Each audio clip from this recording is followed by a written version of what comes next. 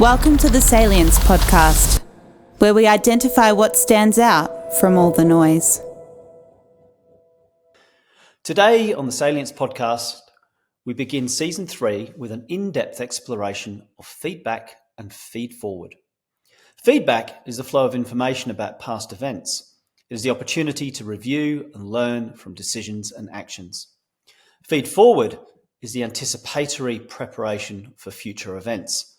It is the opportunity to orient ahead of time and to test assumptions and biases through observations in real time as situations unfold.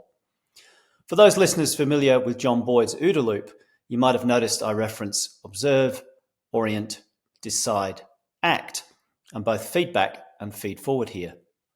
There's no question that Boyd was well ahead of his time, and the OODA loop is a great way to improve performance, either as an individual, a team, or as an organisation.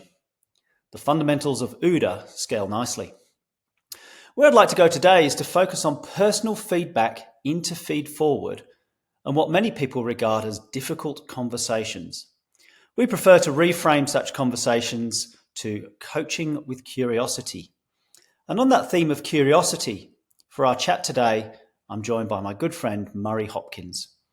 Murray has over 35 years' experience as a facilitator and coach in leadership development and bringing together otherwise disparate groups into cohesive teams. Currently, Murray works with individuals, teams and organisations through his business, Curiosity Skilled the Cat.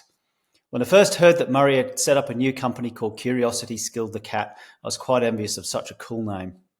Welcome, Murray. Thanks, Ian. Thank you. Great to chat after all these years of not having this time for this. This is great. Yeah, fantastic.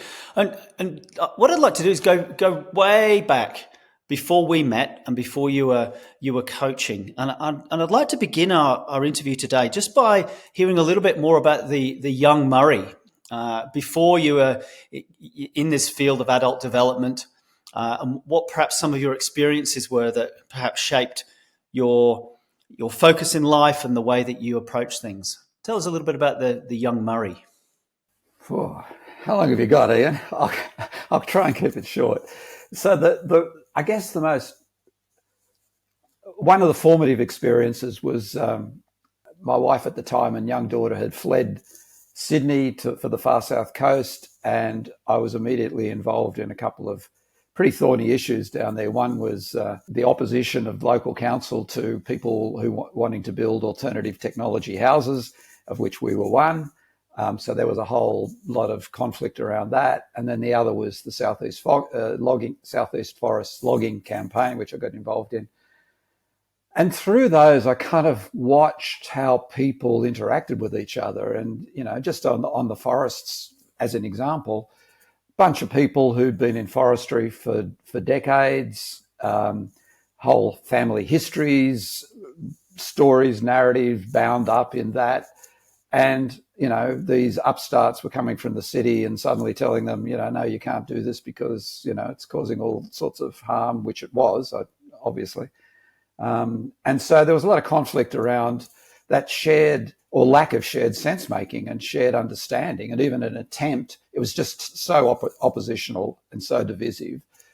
And that's, really echoed right through to now, where we're seeing it, that kind of divisiveness on steroids throughout the world. So that was kind of, in a sense, as the young Murray, the young adult Murray, the formative thing.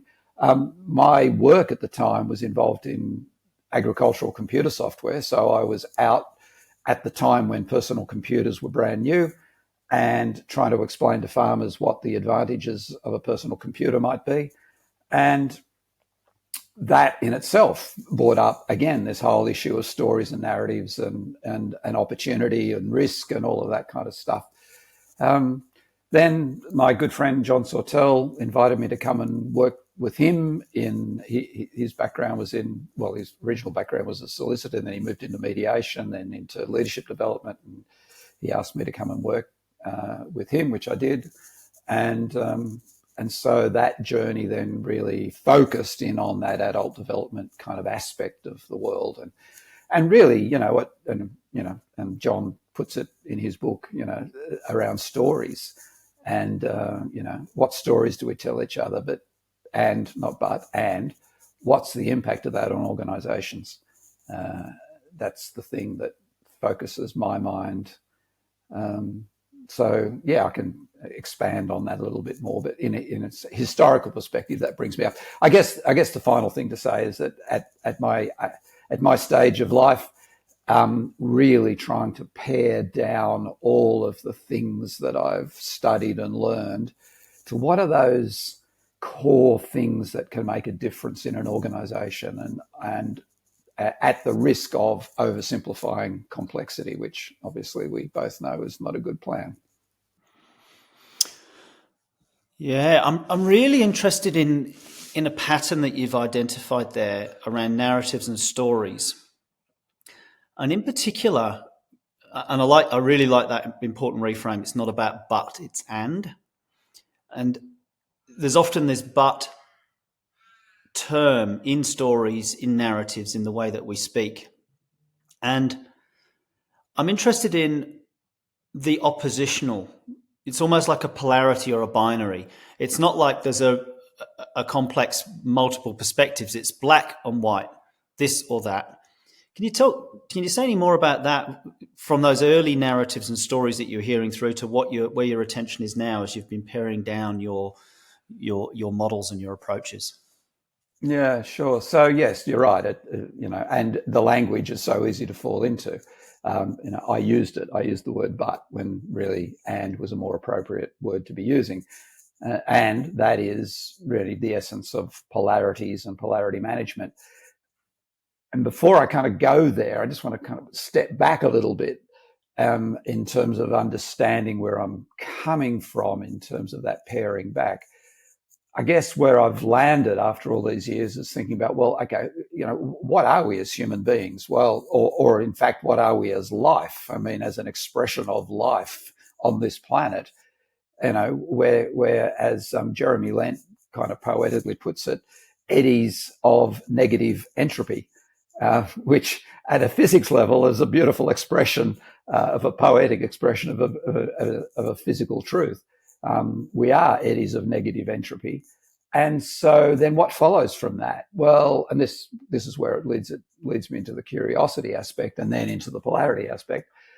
If that's the truth, then, and, science, neuroscience, philosophy, all point to the fact that our experience is unique. Our experience of that being a negative expression of negative entropy in the universe, that complexity that comes out of that leads us to meaning making, story making, and yet all of that is internal to an individual human being. So my story is not your story. We're sitting here having a conversation. I've got an experience of that. You've got an experience of that. Of course, there's some overlap if we were to describe it, but there's much, much more that, we can never really share with each other because it's that internal expression. It's that sense making, story making, internal narrative, whatever language you want to put around that. And so if that's the case, then my interest around organizational development is how are organizations taking this into account or not, and usually not, in terms of their effectiveness. Because often, and this is sort of leading into the feed forward thing, often it's a matter of, well, I've got a version of the world and I'm going to impose that version on you. And if I've got a position of power, then I'm in a position of power to impose that. And yet it really doesn't work. I mean, you can try and do that, but as we know, it's not very effective. And so, some of the central tenets of, NLP and clean language, the map is not the territory.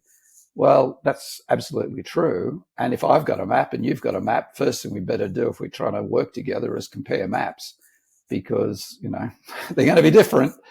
And so the conversational aspect, and I know I'm cramming a lot in here, but the conversational aspect from my perspective, when we talk about navigating difficult conversations, it's, well, I've got a story and you've got a story. So let's start by swapping stories, because until we do that, we don't know where we're at.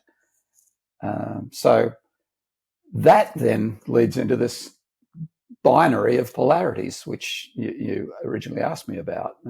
And typically, we're evolutionary wired to make sense of the world. That's a good thing.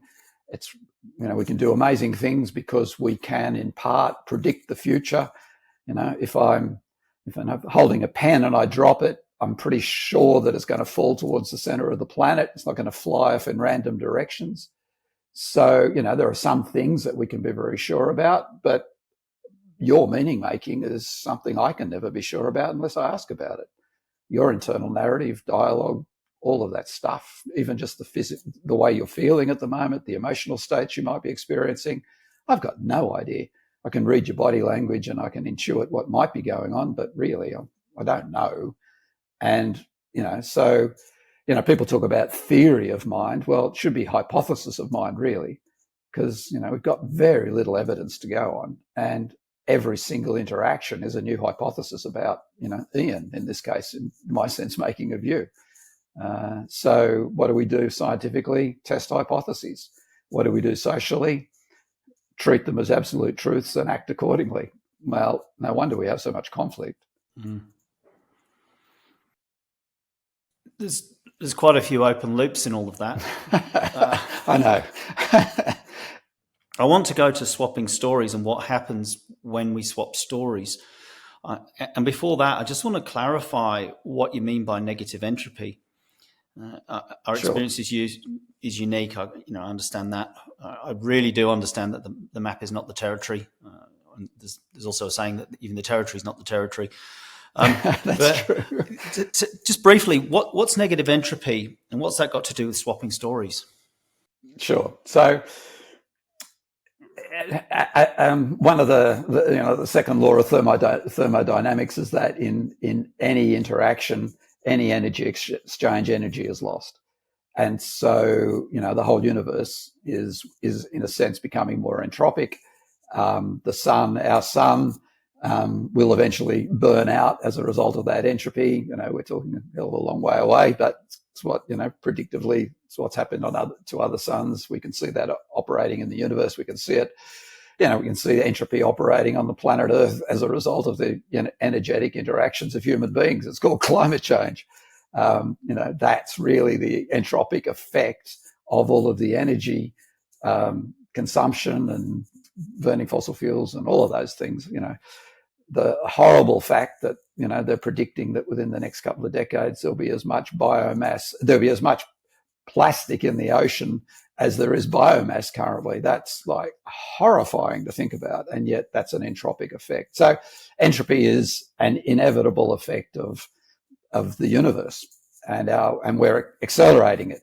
So then how does life exist? Because where there's constant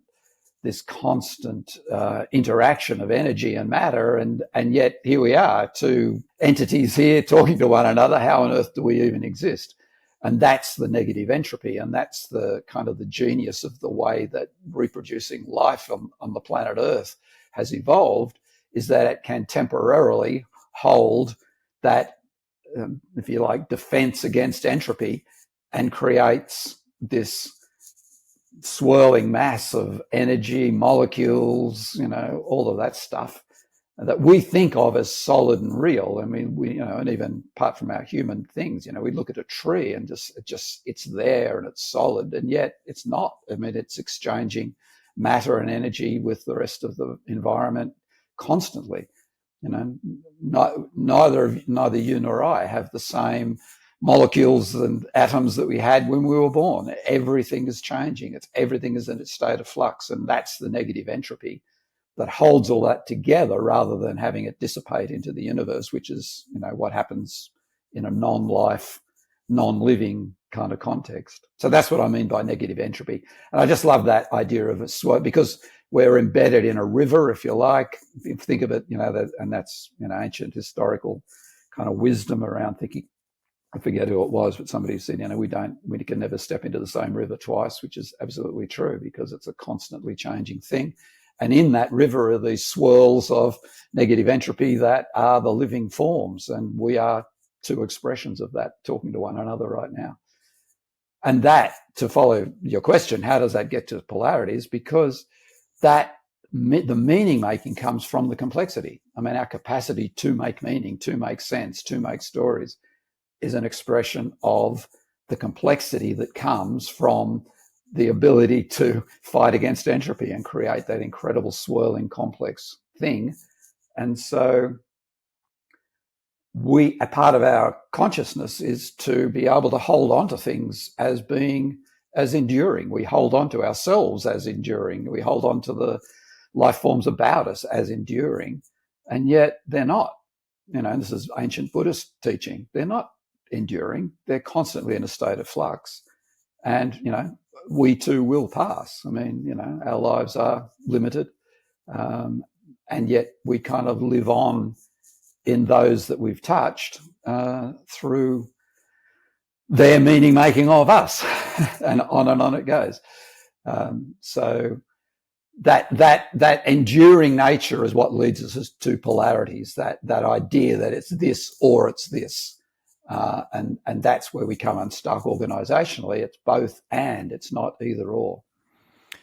Yeah, I think I'll express it ever so slightly differently. I think you used the word identity there, and I think you're right that what we do is we put a boundary around our sense of identity and view it as an artifact that's not exchanging, as you say. It's not exchanging with the microbiome around us, molecules.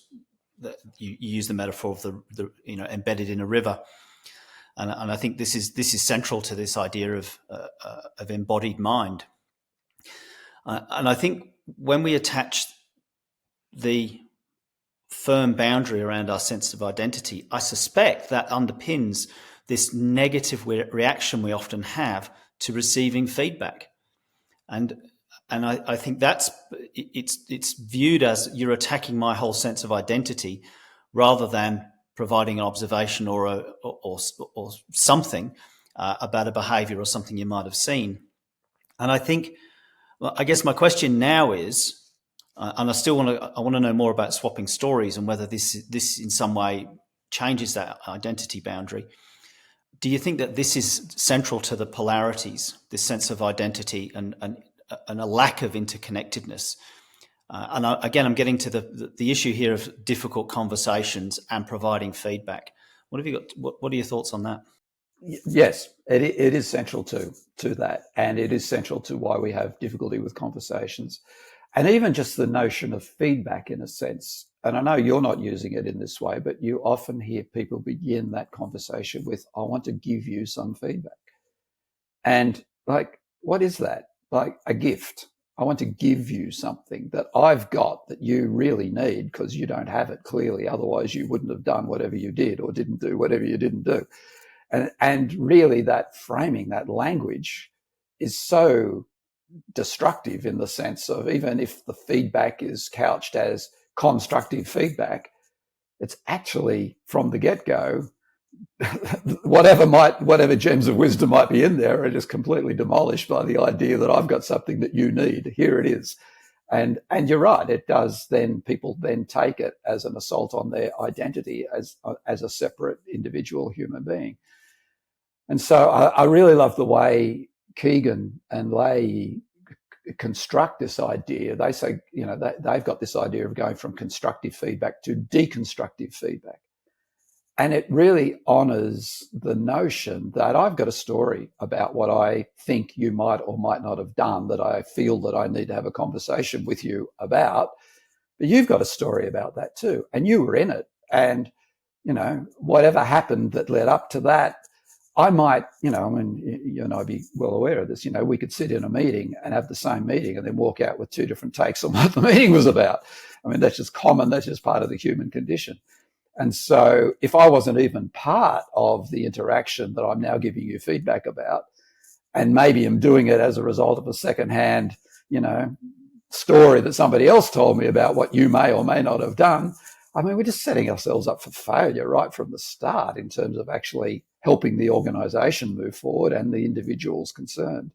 And my learning, what can I learn from my interaction if I approach this from a perspective of understanding rather than giving, in many ways, receiving from you, the person I'm trying to give feedback to, then that interaction of our two sense-making, meaning-makings, can then be generative, not degenerative, which is so often how it is, and why people quite rightly resist the idea of giving feedback, because they think it's going to be perceived as negative. And yeah, they're right, because the framing was wrong from the start. And so what sits under that? A complete misunderstanding of the fact that my version of reality is not your version of reality. My experience is not your experience.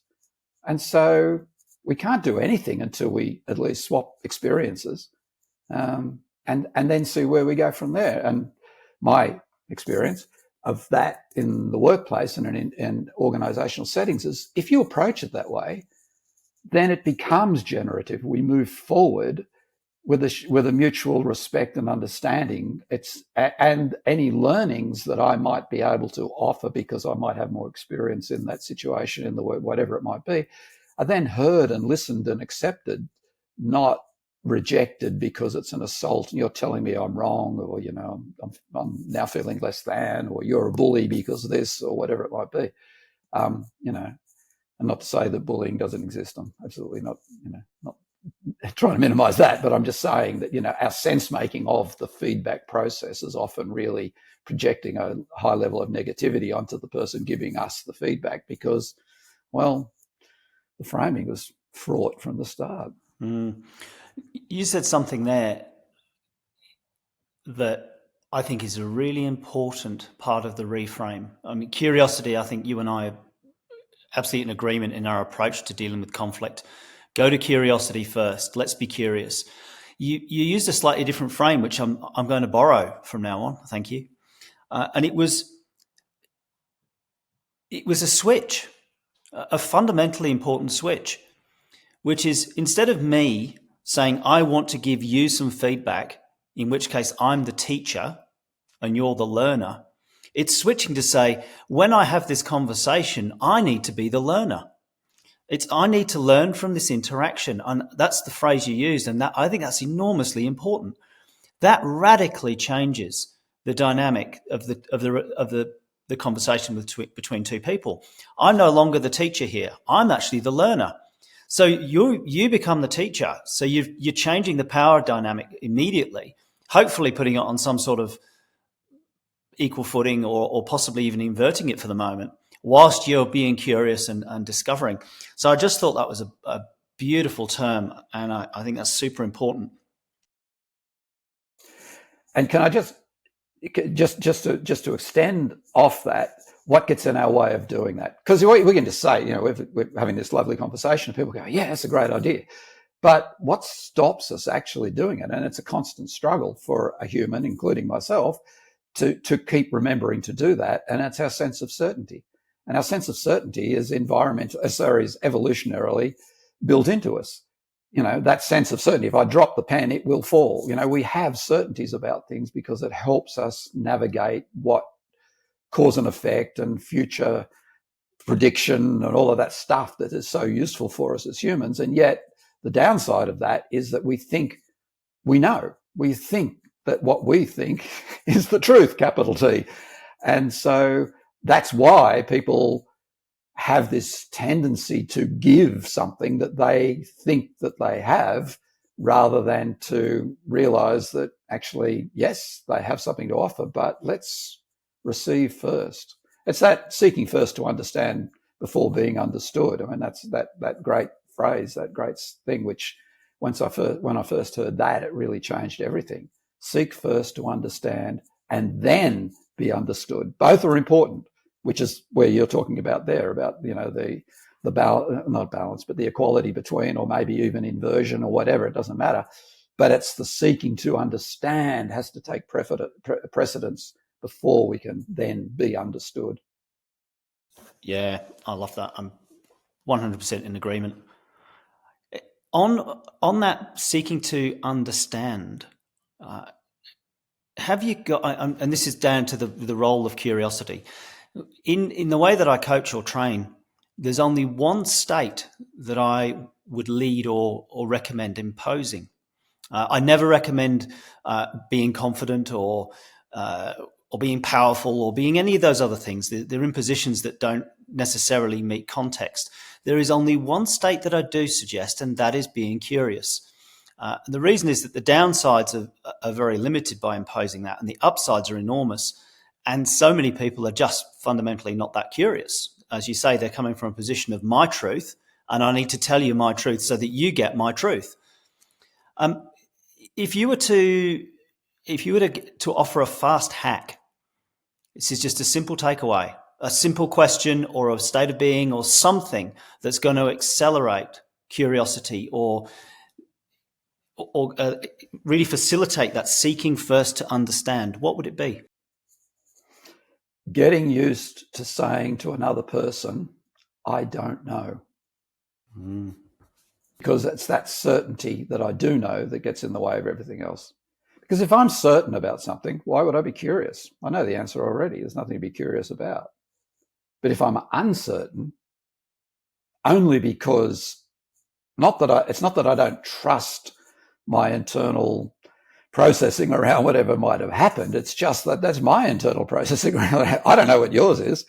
And so that I don't know is, getting used to saying that, because for some people that, it's a sign of weakness. It's a sign of vulnerability, whatever it might be, because of their life experience. I'm not judging people. I'm just, that people come to that conclusion because it's the safe place to be for them. And yet, again, the downside of that is that I'm not going to be curious if I know. And if I have to know, and if I have to be the expert, that being the expert is such a, you might well be the expert, and yet holding that frame that you are it's the holding of the frame. It's not the expertise that's in doubt. It's the holding of the frame that is the problem. And how often have we been suffering the expert who thinks that they are the expert and then is in a position of power to impose that, only to find out that their expertise was misplaced or wrong or whatever it might be. And I mean, your work as environmental remediation and all that kind of stuff, all that time ago. I mean, what the right approach to do from expertise, and then only to find, actually that wasn't so useful, and maybe this is a better thing. So that I don't know, getting used to saying I don't know, and really working on the idea that my experience is not your experience. I need to ask about your experience. These ideas of, of course we intuit things from body language, tone of voice, micro muscle movement, all the NLP stuff. Absolutely, we can pick up data that way. What does it mean? Well, we don't really know what it means. They're just data points that we then need to check our hypothesis about, which means ask questions. And so all of that. So in a sense, it all starts from, I don't know. And therefore, well, I better go and find out. I was reflecting as you were talking there about myself, and this is something I'm certainly guilty of. I jump to, I know what's going on here, the inference, and I'm generally fairly fast with my thinking, and I think probably too fast. And I jump to I think I know what's going on here. Now let me tell you what I've worked out, because I'm a smart guy. Guilty. Right? Guilty. It reminds me, this is 12 years ago now, and I think it might have even been in a course that you were facilitating on action learning. I was doing my early action learning training, and I was doing all the right things until the last 4 minutes. I was asking questions. In the last 4 minutes, I summarised an enormous amount that I'd concluded, and the facilitator said, "You did really well until the last 4 minutes, and then you imposed your own opinion on the whole situation." It was an utter failure from the perspective of action learning. And it just goes to the heart of how difficult it is, Ian. I mean, with all the training that you've had and all of that and all the experience you've had and your life, and yet we, as humans, this is not a judgment of people. This is just, it is really hard because we're fighting against the evolutionary adaptation of making sense of the world for future prediction. That's what we are. We're future predicting machines in that sense. It's not all we are, and so we're fighting that all the time. And it's a conscious battle, if you want to use a war metaphor, which is probably not a great thing, but it's a constant struggle not to do that. I think you've got a couple of nice grounding points: the presupposition that I don't know, the seek first to understand. I think that's important, and then becoming the learner. We're talking about going into this thing that's framed as difficult conversations, which I think is fundamentally such a poor frame in the first place. If you think it's going to be difficult, then you're going to have a state of preparing for difficulty rather than a state of preparing for curiosity. And I think there's something else you mentioned, which really comes down to complexity here now, which is how do we operate in complexity? Well, we need to probe, sense, respond, to use a Cynefin frame. And in that complex domain, we need to be safe to fail, safe to learn, safe to experiment, safe to test, whatever the words are.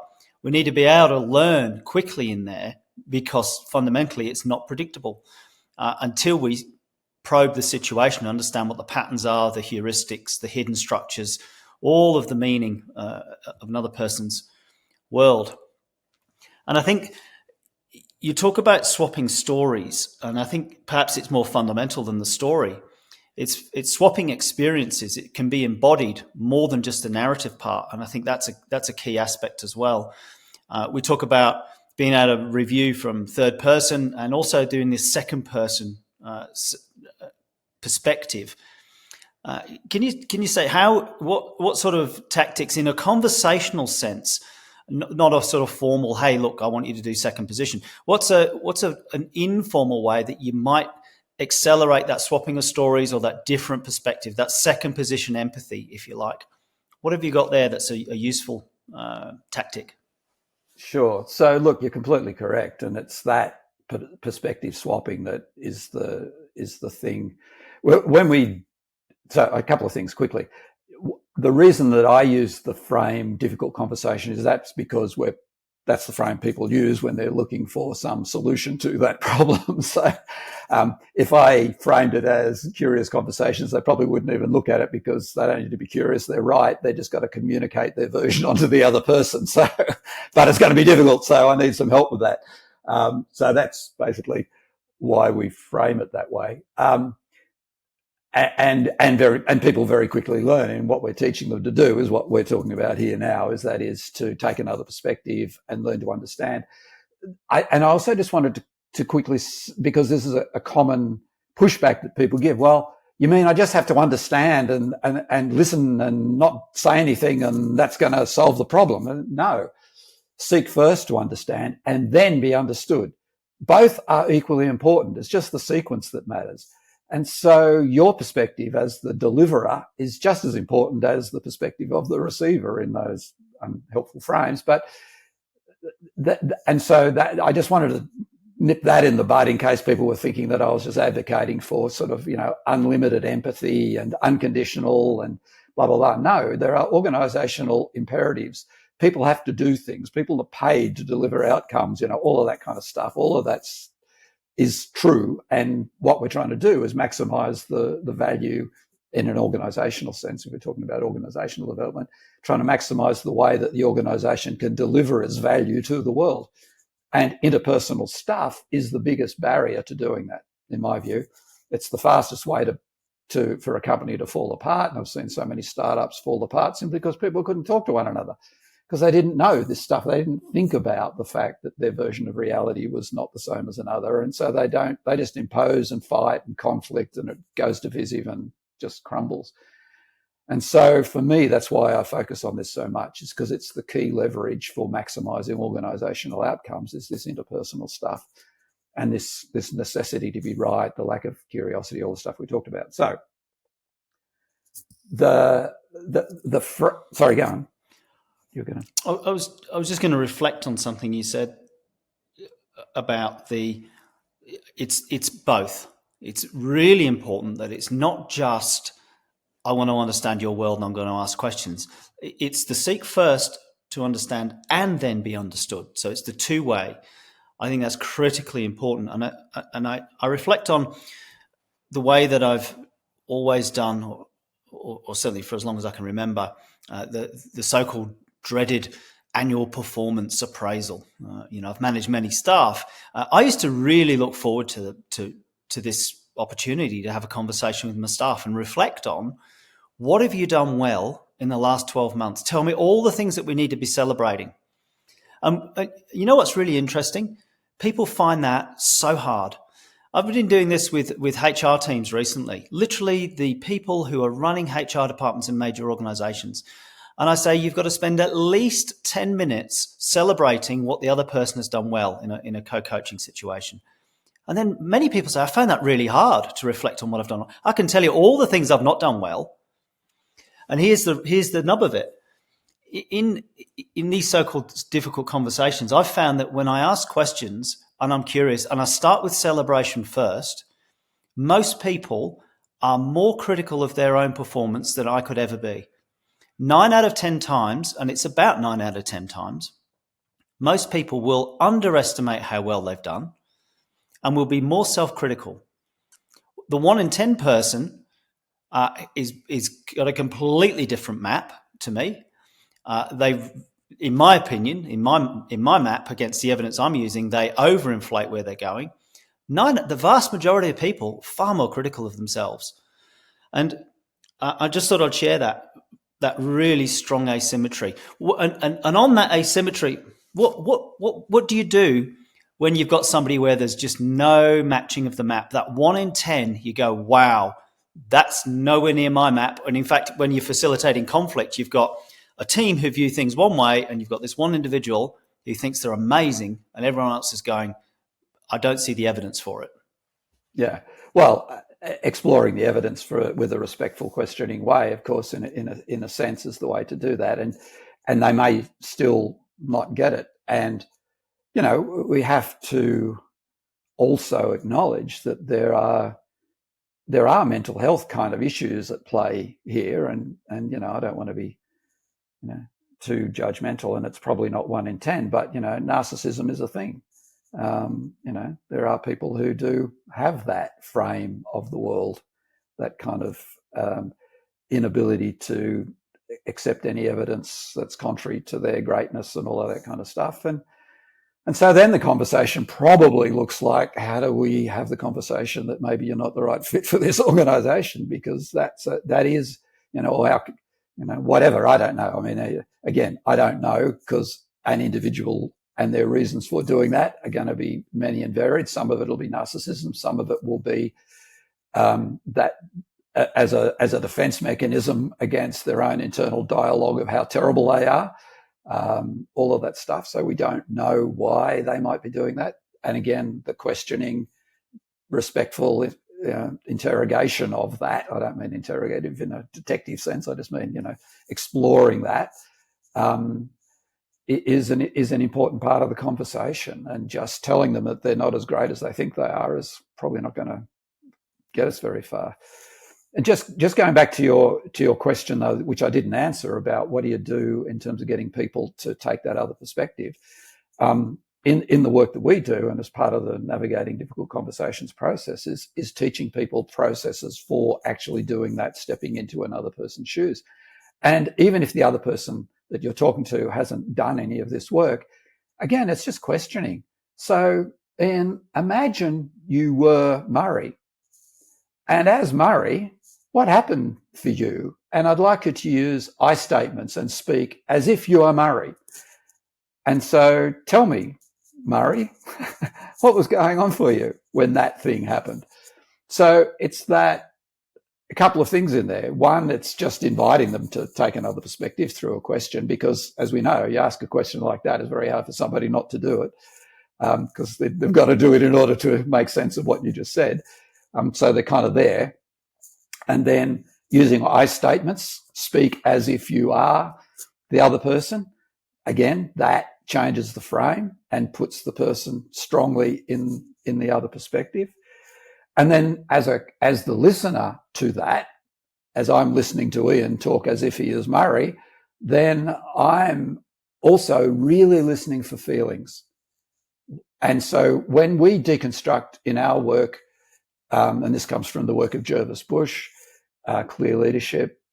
Jervis is a professor, I think it's organizational development, at Simon Fraser University. Clear Leadership, excellent book, and goes to the heart of this sense-making thing. And he's got this thing called the experience cube, which is basically a way of deconstructing our own experience and asking questions to help another deconstruct their experience.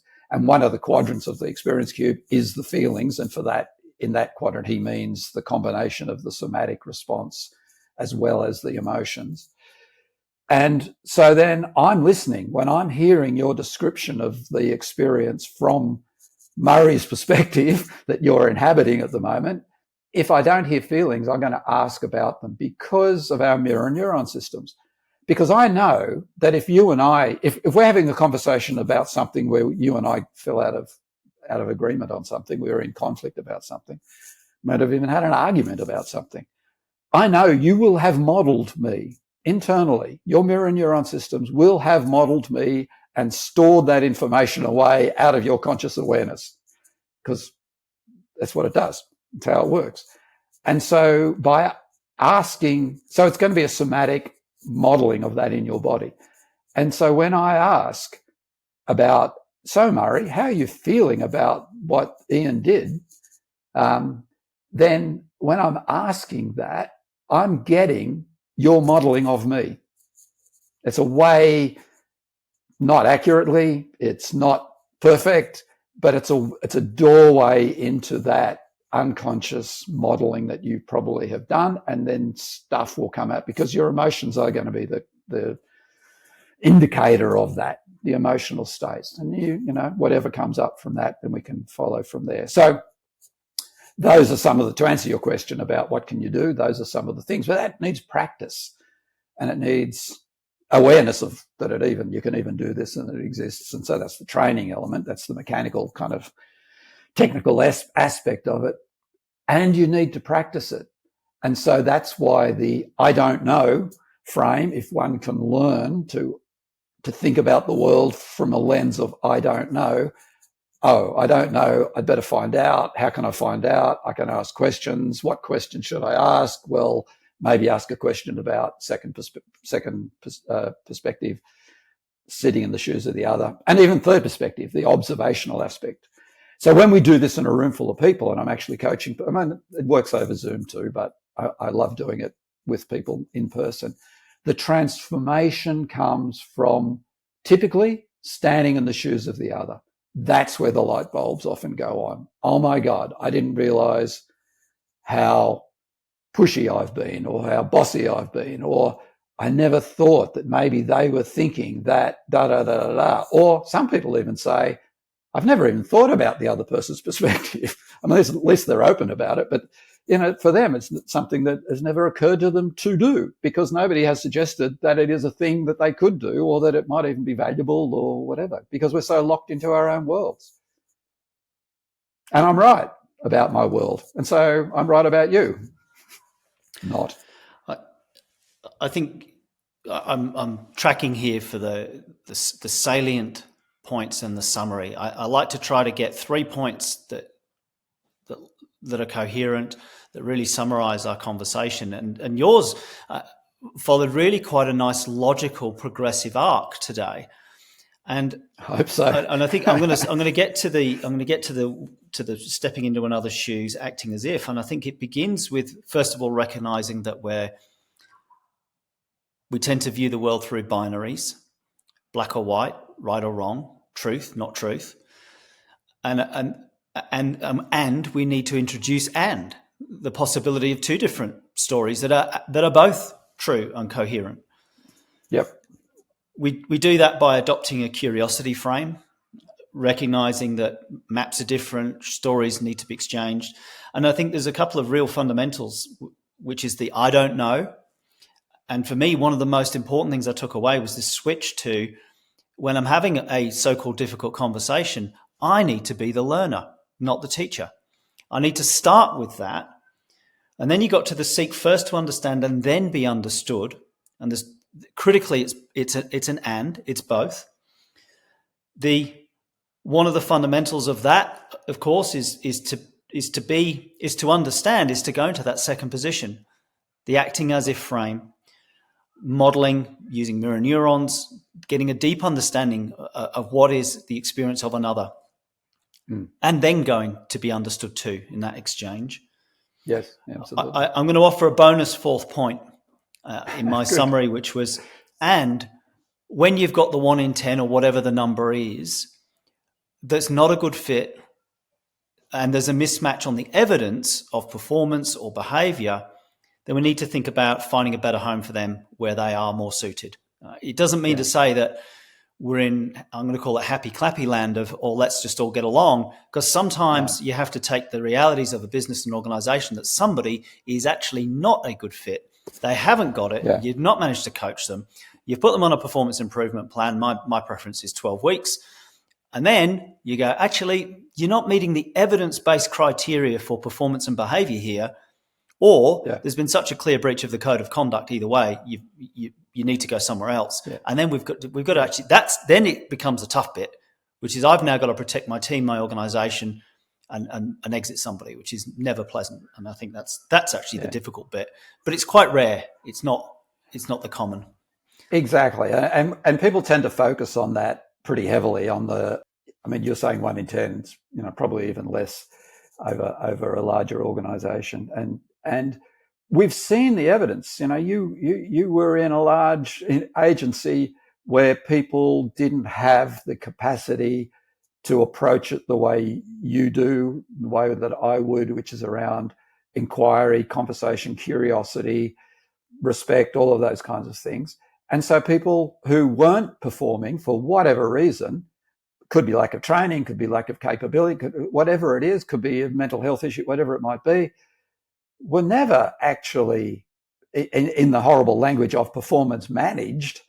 They weren't actually, it wasn't, the managers weren't managing, they just moved them on. That's endemic in large organizations. I don't know what to do with this person, I'll just get rid of them.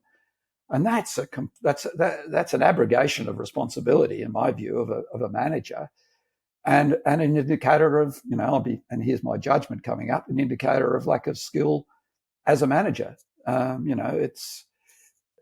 if one's aware of that, then it's incumbent. If we're leading people, it's incumbent on us to do our work. It's incumbent on us to go, you know what, I'm finding managing this person really difficult. What can I learn to do better? How can I be better at this? As opposed to, well, I'll just get rid of the problem by moving them to somebody else, and then they become a problem. And what a horrible, I've seen people who've bounced around large organizations for years because of that, because nobody actually stopped to respect and take them with a level of compassion, because they're just reacting to the negativity that person's generating, rather than having the capacity to hold it and be present to it. And that takes maturity and practice and training and all of those things. And for me, that's still very much a work in progress, as many of my close friends and family will testify. I get it in theory and I'm working on it, but I'm certainly not perfect at it. I'm working with a few agencies at the moment, government agencies, that there's almost a narrative that says, even if you murdered somebody in this organisation, you wouldn't lose your job. What would it take to move somebody on? And there's a real tension now between the enhanced duty of care we have around psychosocial safety and bullying and those sorts of behaviours. And there is no doubt that there are so many people affected by extraordinarily poor management, where managers are not managing their managers, and they're not meeting the duty of care to provide a safe workplace. Yeah. And really at the core of psychological safety is, again, this issue of imposing stories onto other people. The classic things with psychological safety came out of those studies where people wouldn't speak up in meetings. Well, why wouldn't they? Well, because there's an approved truth that is imposed on them by the people that have more power than they do, typically their manager, could be their peers, or just the organisational narratives around, how we are here and all that kind of stuff. So they're going to be shut down if they speak up. Well, it's intelligent not to speak up if that's the case. If you're going to get shut down, why would you speak up? And so then people don't feel safe to speak up because people aren't honouring the fact that everyone's got a different experience. And this is one of the beauties of action learning, as we know. It's a questioning-based model. And the facilitator running it will notice when people aren't speaking up and will ask a question like, I'm noticing that not everybody's contributing to this conversation. what's the impact on the group when not everybody can contribute or does contribute? And then as we know, you hand that over to the group and let them discuss that. And now you're not naming anybody, calling anybody out, shaming anybody, telling somebody, well, what do you think? Or, focusing on them, and which might be the worst possible thing for an introvert, all of that kind of stuff. It's just a general thing, upskilling the group by asking questions, by being curious, noticing a dynamic, bringing it to people's attention, letting the group, sort it out and play with it, and then going back into the conversation about whatever it is that, you're trying to work with. So, I just wanted to touch on that. Most people think psychological safety is around, the organization, and they kind of make the mistake of pushing it down from the top. Oh, we've got to create an organizationally safe, so we'll do these things that make it safe, and don't make people feel unsafe. Well, okay, but what do you do with that, really? And actually at core is, hey, let's all get better at asking good questions. You might have answered my next question, and I'm going to ask it because, of course, I'm being curious, and maybe not. And it stems from that curiosity. If we broaden now to you generally, and where your attention is in the world, if you could direct people's attention to something important, what would it be? One thing. Well, I would just direct them, I think, in the context of this conversation. So it's the one thing for this conversation, not the one thing, because I can think about a dozen things right off the top of my head. But the one thing for this conversation would be, if you don't know about managing a polarity, or if you don't even know what a polarity actually is in the way that we are using it, go and have a look at the work of Barry Johnson. He's got a great book. It's actually called And, funnily enough. And that book is more recent. I mean, he wrote the book Polarity Management many, many years ago, and then he's more recently put out this sort of updated version.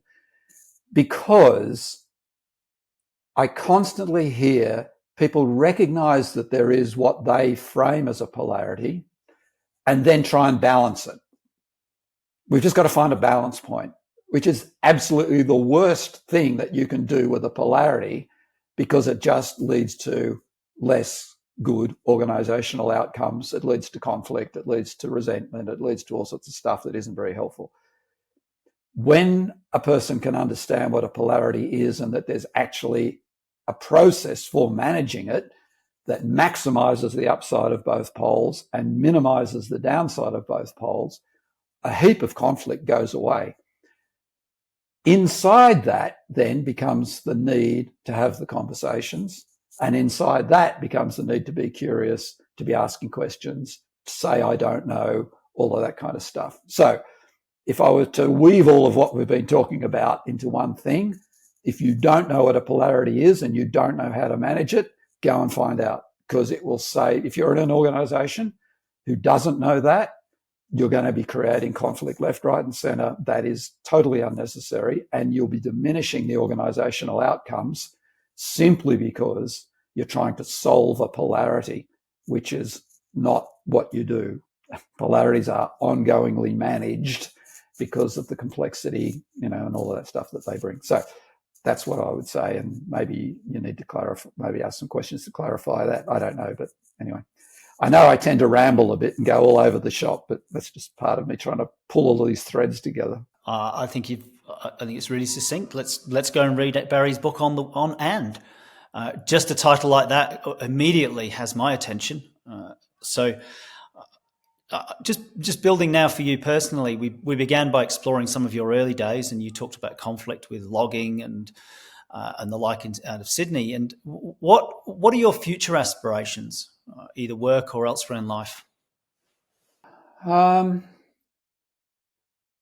two things that are kind of interrelated. One, another part of my world is as a software developer and app developer, and I'm building something for small to medium enterprises, which down the track, which is an operational thing. It's really just modeling small to medium organizations rather than having this hodgepodge of software that people use. So put all that aside. That's a conversation for another time, and why that might be useful. and down the track, hopefully integrating some of this interpersonal development, adult development stuff within that app, but that's another step forward. So there's that. So for me personally, that's dominating my life pretty much at the moment.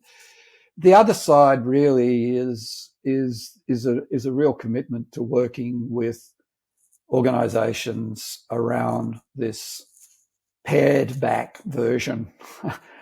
Like things like the Leadership Circle, absolutely fantastic. Model, the partial models of personality categorization and all that kind of stuff. I don't want to take away from any of the models because they're all useful at certain times. For me, the thing is, when I'm working with an organization, is how are they suffering right now? And at a core, and you're asking personally, so I'll go to that. For me, I'm a very strong advocate, follower of what's called secular Buddhism. So secular Buddhism is Buddhism without the religious stuff.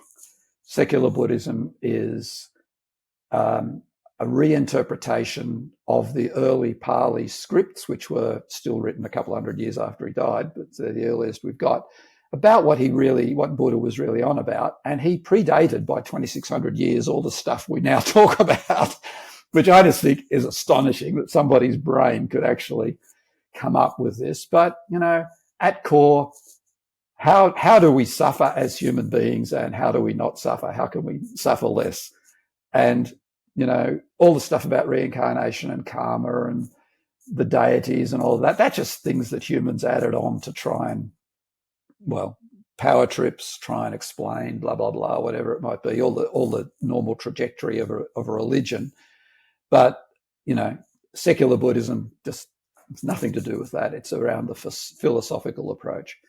And there's some great books. Stephen Batchelor is primary amongst them if anybody is interested in that. And I have found that so useful because talk about pared down, what Buddhists talk about as the Four Noble Truths, Stephen Batchelor reframes, in the words of the Buddha, as the 4 tasks. This is what you need to do in order to be a better human being in the world. And I just think that they're so useful. And I bring that. I don't talk about it overtly. I'm doing that here now. But when I'm working with people, that's actually what I'm doing, is I'm going, okay, you're suffering. Probably the suffering is coming from your imposing your version of the world. What is your version of the world? You're imposing it on others, noticing that, that's causing conflict and that you're not sitting comfortably with that, and noticing that passes. We suffer, we don't suffer. Oh, okay. What made the difference? In terms of modeling and NLP, how am I not now suffering when I was suffering 5 minutes ago? What did I do differently? How did I change? Well, I changed the frames internally inside myself. I changed my modeling. I changed whatever it might be. I changed the story. I changed the narrative. Took some deep breaths, went for a walk, did some exercise, whatever it might be. And so at core, that's what I'm doing. And so using the difficult conversations framework that we've got, which is a course, action learning, because it's questioning based, polarity management, because it goes to the heart of that divisiveness and oppositional stuff, and how can we manage that? So really, that's what I'm dedicated to doing. And yes, if people want to do Leadership Circle and all of that, and the various personality categorizations and all of that stuff, that's helpful, and that might be useful for people where they're at. But in terms of what I'm doing, I'm bringing it right back. So at the risk of simplifying complexity, which we know can lead to chaos, it's kind of holding the complexity, but finding the most salient points in that to work with, which is why I think your podcast is so powerful and important, because we are in a world of complexity, and there are some salient, most important things to do and focus on without throwing the rest of them away. So that's the and piece. Yeah, fantastic. What a fascinating future with that mix of secular Buddhism, software development, and human development all interwoven with everything from philosophy through to programming. Could be a total recipe for total chaos, but So far, it's hanging in there. It'll be certainly interesting chaos. Thank you so much for today's interview, Murray, and let's continue this conversation into the future. Yeah, thanks for the opportunity. It was great to chat. And, thank you. And thanks for your podcast. It's great. I love listening to all the different aspects of the way people make sense of their worlds. We hope you enjoyed this episode of the Salience Podcast. Please leave us a review and subscribe wherever you get your podcasts. You can also subscribe to the Frontline Mind newsletter by visiting our website at frontlinemind.com. Have you got a topic you would like some more salience on? Send us a message on LinkedIn or email team@frontlinemind.com.